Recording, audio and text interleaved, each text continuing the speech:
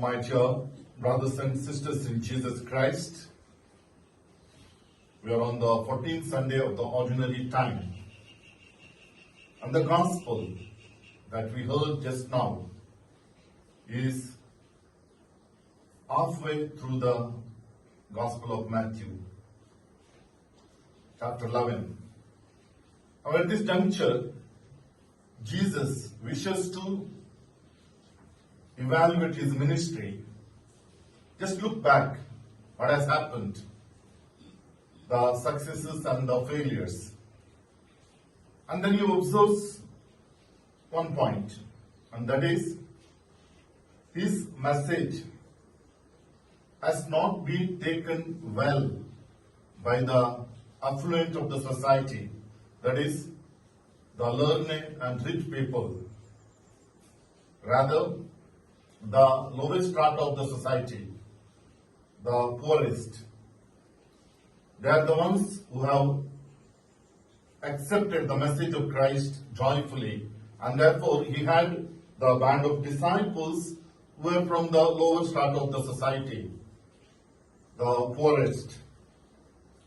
Now Jesus is not disturbed with this factor, that only the simple, uneducated, poor people are following me, and rich and the learned are despising.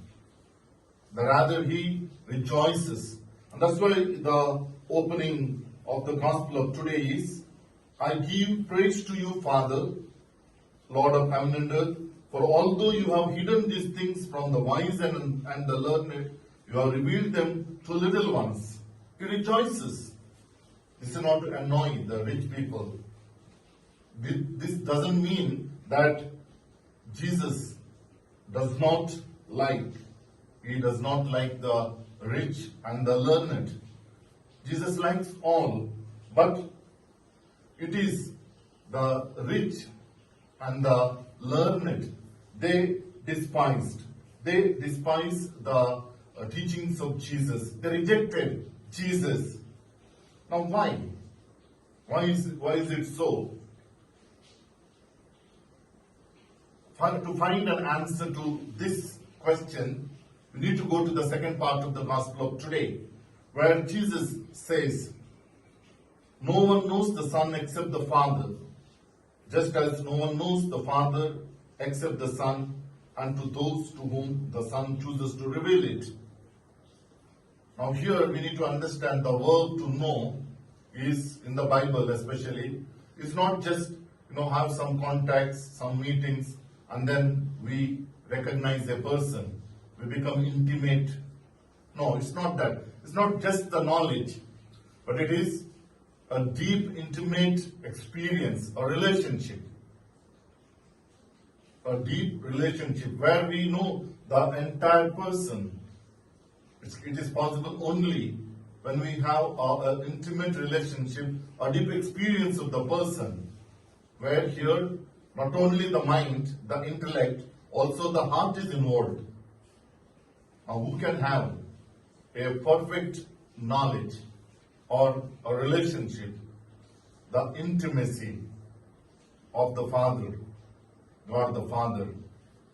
Only Jesus Christ, the Son, because he was with him from the eternity, and he knows the Father through and through, and therefore Jesus says, no one can know the Father except through me, and to those whom I choose to reveal.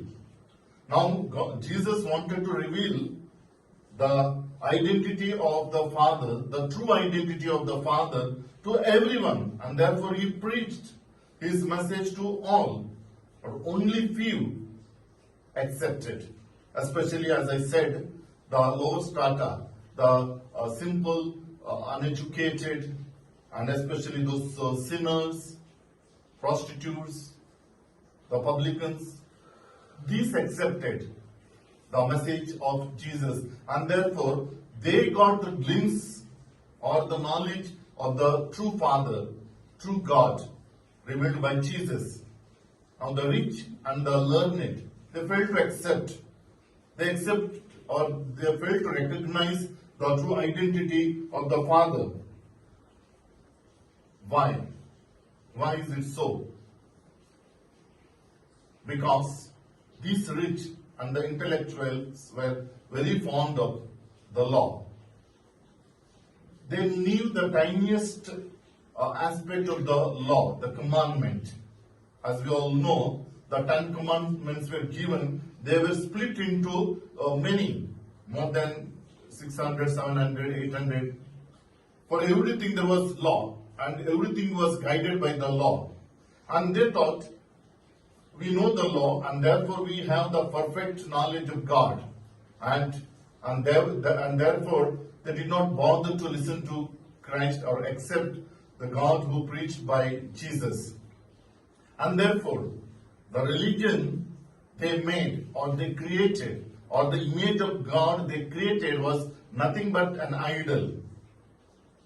When we look into the gospel, we understand the God they created out of the law commandment was a terrible God, a God who is living far beyond the humankind. He was not very close to the humankind. He was not Emmanuel, but he was very far off. A God who is spying down on people and controlling their most intimate thoughts and deeds. A God who punishes the sinners severely, and so on. And this was the God of rich and the intellectuals who thought the knowledge of law is everything. Even today, very often this happens. We think, what is religion? Religion is nothing but the laws and regulations. There are certain things which are there to be followed, and then if we follow those laws and regulations enough, we have completed everything, or we are pleased by God. And therefore sometimes we say, most of the Christians are Sunday Christians. Sunday is a day of obligation, and we go to Mass and attend the Mass, and that's over. And with that over, for that day, that week, our obligation towards the religion, towards God is over. Now you live as you want. But Jesus very clearly tells, that's not the way. That's not the way.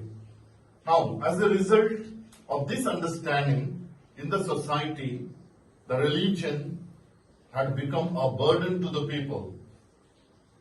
God was a burden. The poor and the simple people could not follow the religion because it was filled with the laws and regulations. For example, on a day of Sabbath, there are plenty rules were there. You should not do this, you should not walk, you should not lift. Now this is okay for those people who can afford, who are rich. And mostly these scribes, Pharisees, intellectuals, they were rich, they had money. But what about the poor people, ordinary people, who have to work daily to earn their living? Now if they don't work one day, their wife and children have to go to, they have to be hungry. Now they had to work. If they work, they break the laws and regulations, and they become the sinners. And the sinners don't have a place in heaven. This was the religion. And that's why the poor people, they were burdened heavily by this kind of understanding, this kind of God who just imposes rules and regulations. And they thought, we are excluded from heaven, where anyways we are doomed to go to hell. And therefore we always live as the sinners, let us be sinners. And that inferiority complex was affecting them. And they estranged themselves from the mainstream of the society. Now to these people, Jesus preaches the gospel and says, come to me, learn from me who is true God. Learn from me the true identity of God. Don't learn from them. They give a false teaching. They give a wrong understanding of God. Learn from me, I have come from God, because my burden is light. Come to me and relax. Don't follow a God preached by them. I preach a God who is loving, who is merciful. He does not have many commandments. He has got only one commandment of love. Love God, love yourself, and love your fellow brethren. And that's it. Love is nothing but acceptance. God accepts you, whoever you are. Whoever you are. A contrite heart, it does not despise. A broken person, he does not despise. He accepts. And this preaching was very much welcomed by the poor and the simple, ordinary people. And they followed Jesus. So that is what we understand from the Gospel of today. The first reading, Zechariah, also prophesies as a Messiah, not coming from, riding on the horses, but riding on a colt. Because we understand Jesus was very simple, very humble, though he was a Messiah, and therefore the simple and humble people could accept him, but not the rich and the intellectuals.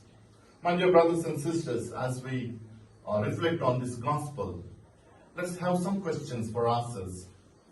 Which God do I practice or follow in my life? Is it the God of rules and regulations? In that case, we will only remain as Sunday Christians.